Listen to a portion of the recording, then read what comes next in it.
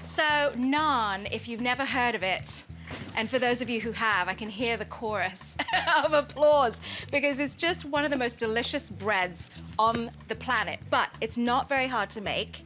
So I'm gonna grab some flour and some yogurt and I'll show you how to make it. It's so simple. It's this really pillowy flatbread that we use as like another hand, you know, to pick up the gravy. So you're gonna need 2 cups of flour. And I'm sifting it just to get rid of all the lumps and kind of aerate it. There we go. And then a teaspoon or so of fine sea salt. And I'm using the fine sea salt so you don't get big crystals of salt in your bread, because that's no fun.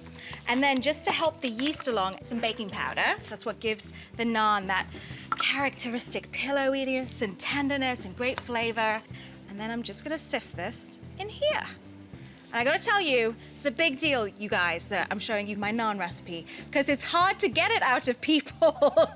I had one auntie, she's not my real auntie, but in India, every woman is your auntie, and she shared her naan recipe with me, and I was really honored, because most Indian mamas would not do that.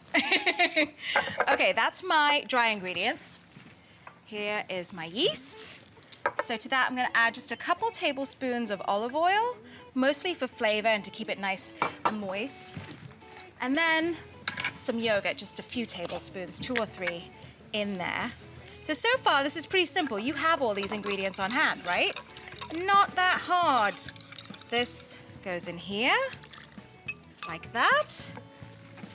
And then I use my fork because I don't like to get my hands too dirty. So just flour your board and just bring the dough together. And that's it. I'm gonna give it a quick little knead. It's a very, very soft, sticky dough. So don't worry if when you make this recipe, it sticks to your hands. That's kind of why I started with the fork, because look at that. Don't worry. Don't be like, she's led me astray, that arty party. Just trust me. Keep working it. I'm gonna develop some of that gluten by kneading it. So put it out on your board. Look how sticky it is. But that's all good. That means it's gonna be nice and tender. A little flour, and then lightly knead it. You're kind of just pulling it together almost. And the reason is because I wanna keep it nice and soft, so then the naan will be nice and soft. So you see that? It's a little sticky. That's okay. Don't over flour it. Goes back in the bowl. Cover it with a tea towel. And keep it in a nice, warm, non-drafty spot for 4 hours, and that will give the yeast enough time to rise, and that dough will rise as well. Brilliant. I'm gonna show you my trick for making this in the pan. And then on a floured surface, divide it into 6. So half, and then each one in thirds. There you go.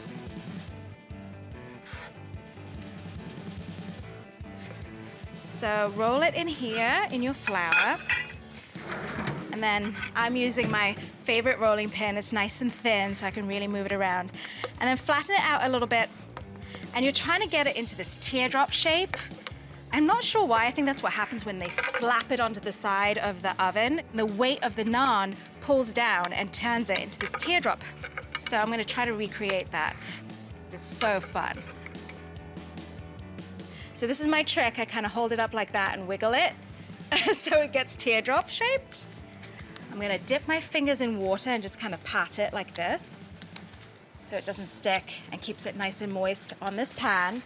Then slap it in there and wait a minute. And if it starts smoking like that, that's fantastic. Don't worry about it, because it's supposed to get kind of blackened. That's what gives it that characteristic flavor. So wait about a minute, 30 seconds to a minute. It's looking good, looking good. Let me take a look. Yep, and see how these bubbles are forming? That's the yeast at work. Flip it over, and then this is the trick. Bung a lid on it. And what happens is the steam builds in there and pulls the bread apart, so you get all those great flaky layers in there. Oh my goodness, it's so good.